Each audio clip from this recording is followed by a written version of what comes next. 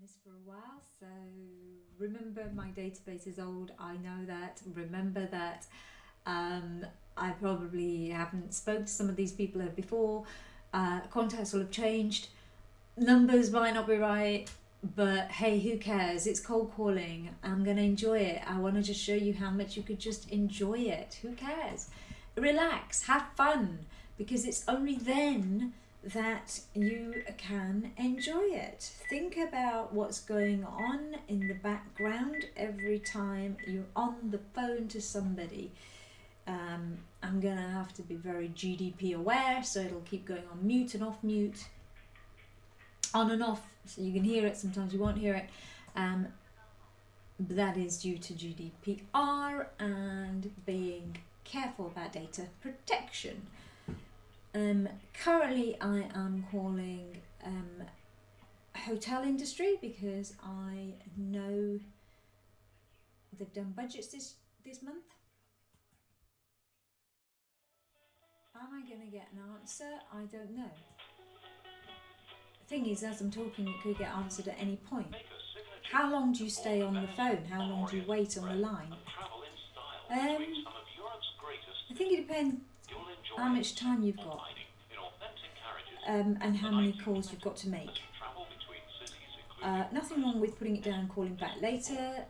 If it's taking too much time and you haven't got the time, not a problem. Come back to it. We are currently assisting other callers. Please remain on the line and your call will... Right, so that's one of those where I think I would give it a miss for now. And I'm going to call the next one. What I'm going to do is I am going to very quickly have a look at the website. Why am I going to have a look at the website? Why would you spend time having a look at the website, some people are saying to me, when you've got lots of calls to make? Well, it all depends on what you're doing. If it's a numbers game, fine, don't have a look. If it's a numbers game and you want to hit and miss or throw enough at the wall and hope you get it, fine, do it that way. But I'm not like that. I want to have a look because I really want to understand who I'm calling, so I can try to match what I'm saying with what they want to do at the moment. So I'm looking at their how do we help, our strategy, our ethics and compliance. This is good to know because in the end of the day, we hold ourselves and everyone we work with to the highest standards of ethics and conduct. This commitment to our employees, clients, suppliers and other partners guides everything that we do. They've even got their core values on there. It's actually really good. You know, when you've got core values, customer care, putting clients' needs first, providing outstanding customer service. These are great, fantastic values that they have on here, and the reason I'm reading them is because I can look for language. I'm looking for language that's going to help me to connect with the person that I'm going to speak to on the other end. Now, when I get on the phone, I may not ever get through to this person, but hey, there's notes here that I can take. You know, I can put little notes on my database to say, remember customer care, high on customer care. I know what I'll do. I'll go now to Twitter and I'll see what kind of activity they're doing on Twitter. So what are they doing on Twitter? What does that particular customer or client prospect do on Twitter? Let's have a quick, how much, there we go, it's come up. So I'm going to have a look. What's their activity? What have they been doing? The recruitment, right? So there's quite a bit of recruitment going on. Right, okay, so they've got business analysis going on. They've got, we have 41 jobs, loads of jobs on there. What does that tell you? Growth. So what I'm going to do is I'm going to think, right, growth. There's an in, maybe I'll talk about growth. So let's go back. So that was quick research. Now, the other bit of research that might be handy for you to do is, who are they? So we've got contact information, ways to contact us. Nope, that's not where I want to go. I want to go to their head. What do we do? How do we help? Who are we? Essex Corporate Business Reporting Management app. News. Is there anybody in the news? Business travel, negotiating business travel. Okay, so they've got some features on business travel, a lot of business travel, and it is mainly business travel, managing the corporate sort of side of things, so I'm aware of that now, and therefore they're selling B2B, not B2C. So let's have a look if I can get hold of anybody there. That's the kind of research I'm always saying do. As I said, note it into your database, get some words down that help, write them in front of you. It's a service, high standard, it's not excellence, there's a difference, high standard of customer service, that kind of thing. So I kind of know what's important to them. Let's have a look if I can get the right person or if I can get anybody at all. You never know.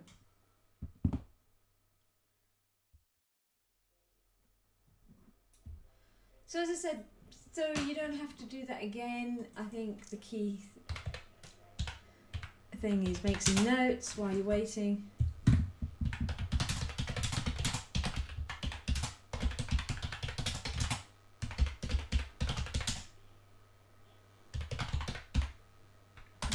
But I've also just made a note of what Twitter indicates.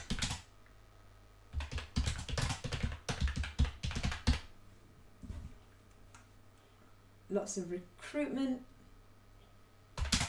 You can look at LinkedIn.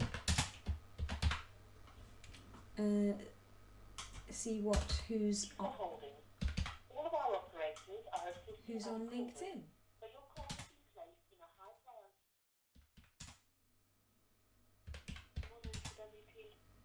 Hi, hello. Can I speak to Adam Austin, please? Did you say Andrew Austin? Now, I've got a couple of names here, and actually so you might be able to point me to the right person now. I think it might be Nigel, because I'm calling about sales training. Nigel, what's his last name, sorry? I haven't got the last name. I've just got either Adam Austin or Nigel is who I need to speak to. So it's one of them. Okay, so either Nigel or Andrew Austin? Yeah, Adam Austin. Oh, Adam. Adam, yeah.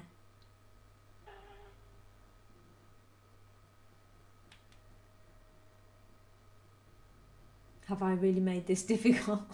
Hold on, I'm just checking for your name.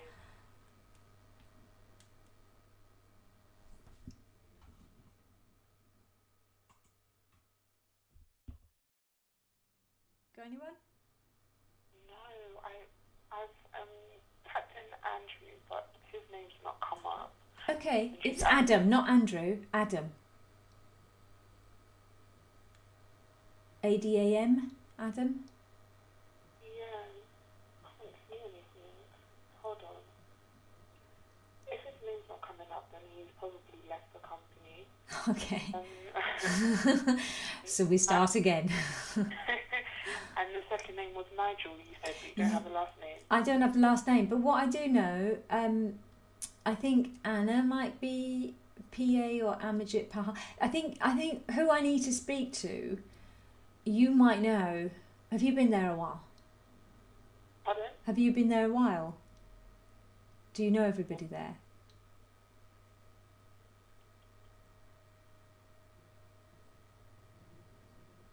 Hello? Hello? Hi. Do you, right, so if I ask you, you might know. I'm looking to speak to a sales director. I would need a name. Do you need a name? Because, yeah, I haven't been here for long, so I don't know the names of... Everybody. It's your system, isn't it? Let me have a quick look who I can get for you.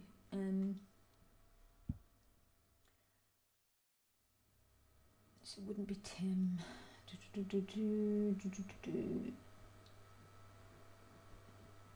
So is Chris Bowen available. Number is not here. Right. His name has come up, but his number is not here.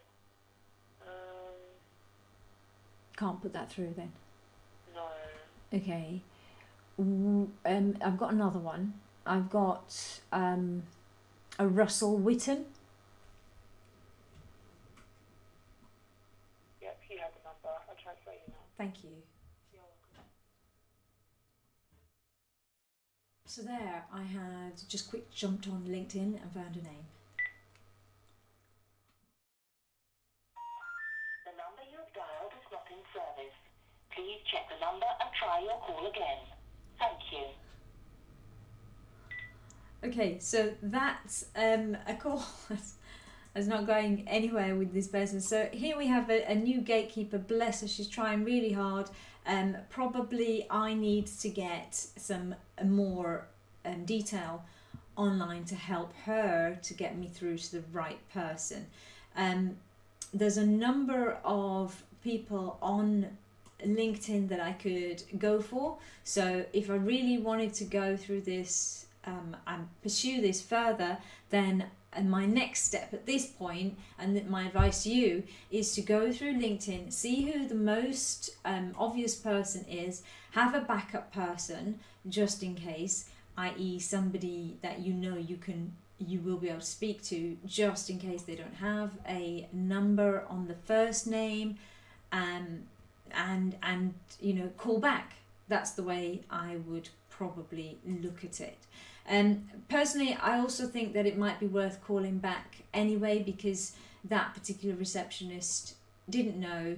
Perhaps would be wise to call back when there's another receptionist on who does know a little bit more about the business and where they're at.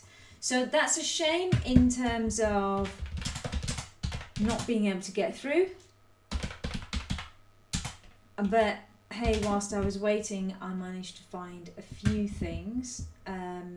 So things like values and customer service and employees are.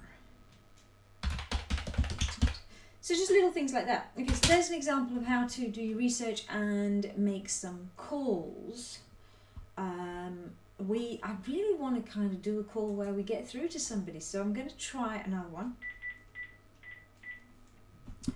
That's not the hotel industry, so I really want to try the right industry. Let's have a look. Who have we got? Right, let's try this one. I have done some research on this one before, so I kind of know who I'm calling.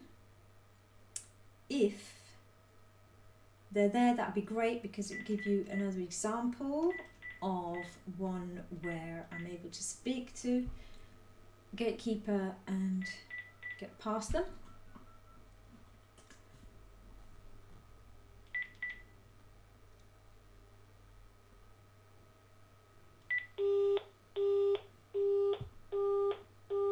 Oh. Okay, that didn't work. Let's try. Not the best day to be calling. Let's have a look. Never say that. Don't say this is the best. Let's have a look. This company. Yeah, let's have a look at where to contact them. Learn more about the team. That'd be good.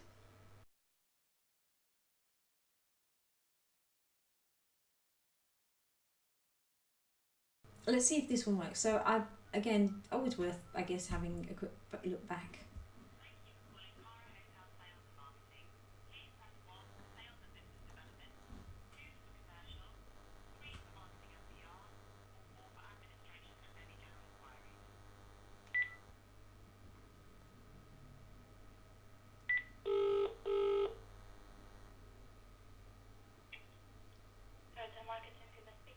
Hello, can I speak to Agnes Chikanska, please?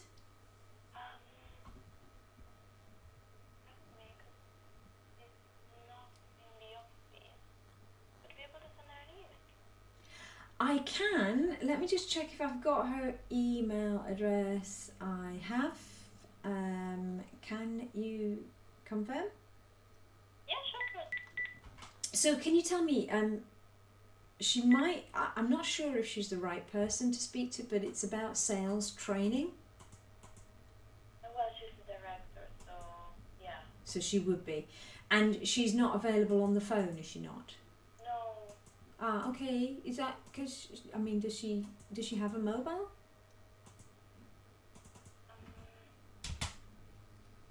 No, I mean, email would be the best way.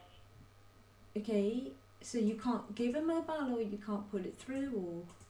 Yeah, because she's out of the country. Ah, okay. So, Is she based out of the country? no, she's based in London, but at the moment she's out of the country. Okay, perfect, right. So, just so that I can call back at a good time when she is back, do you know when she's back? I'm not sure, to be honest.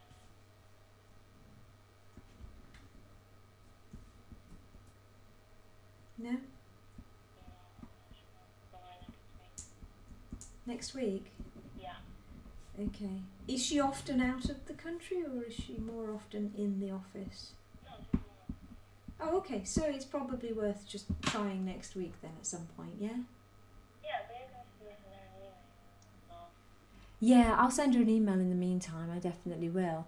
But it's always better to try and get somebody on the phone, isn't it? yeah, absolutely, but you know.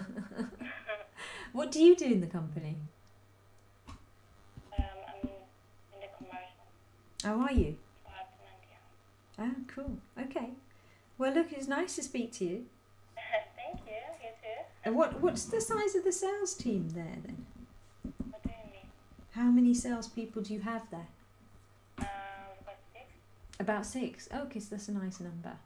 And have you had, do you know if you've had training recently or if you have any training in here? No, I need to speak with I'm afraid. Yeah, yeah. Okay. Well, look, you've been brilliant. It's been lovely to talk to you. Thank you. What was your name again? Sylvia. Sorry? Sylvia. Ilya. Sylvia. Right, I'm Shea. It was lovely to speak to you. Thank you so much for your time today. Have a great day. Thank you, you too. Bye. Bye. Right, so if you saw there, what I did was, again, it's about continuing to ask the questions, making sure that you get answers to things like how many people there are, so I'm kind of qualifying it whilst I possibly can. You've got somebody who's willing to talk to you, use the time, use their time a little bit, use the knowledge that they have to help you to qualify the call as much as you possibly can. So, just to summarise these calls, first of all, I know they're quite slow calls, I do apologise for that, but I think the main thing to take from it is that you can still keep talking to them, get as much information as you possibly can, because all the information you get from them is ammunition for you to go in again later on down the line when you do get to speak to them at a better time, possibly get somebody who knows a little bit more about what's going on. They are a gatekeeper, it's not their fault, but at least she was friendly enough, or both of them were friendly enough to stay on the line as long as I needed them to be on that line. So that's kind of respectful. Find out who they are, that's important. So emails, with the second call there, you saw that I said I will send that email. Now I checked my sent items. The reason I checked my sent items is to see how many times I've already sent an email and had they responded already. Now, there's a scale for me, there's subtlety to directness. Now, if I've only sent one email and they haven't responded, the likelihood is it could have gone into junk email, they've missed it or whatever. So that's fine. I don't mind then resending resending the same email with some words at the top just to say, hi, sorry you obviously missed this email last time, just need to understand where you are with this, please can you just let me know. So something kind of polite and subtle. However, if you sent a couple, 2 or 3, and nothing's coming back, then I kind of get to the point where, do you know what, I've got absolutely nothing to lose. I'm going to be totally direct and say, look, please can you respond to my email, so at least I'm not wasting time chasing you should there be nothing here for me. Yeah, so think about what level of subtlety you want to go to. But yeah, the calls were genuine again. The calls were not pre-organized, as you can tell. when I jump on these cold calls, I do it purely to show you that, you know, they're still doable and you can still get information from people, and you shouldn't be afraid to do them. If I had a whole morning to sit here and make cold calls, then, you know, I would do it, and I know I would get through to a number of people. Sadly, I didn't today get through to any DMs, but as 2 calls, you know. Do your research, do your work, come across well, think about what you're doing, and just keep going. It will work. You will get there. Trust me. All right. Take care. Have fun. As soon as I get more time to do these again at a reasonable hour, I will do some more for you. In the meantime, I'll keep putting videos out that are just handy tips, helpful ideas and thoughts, ways I do it. And hey, don't forget the book, it's coming out.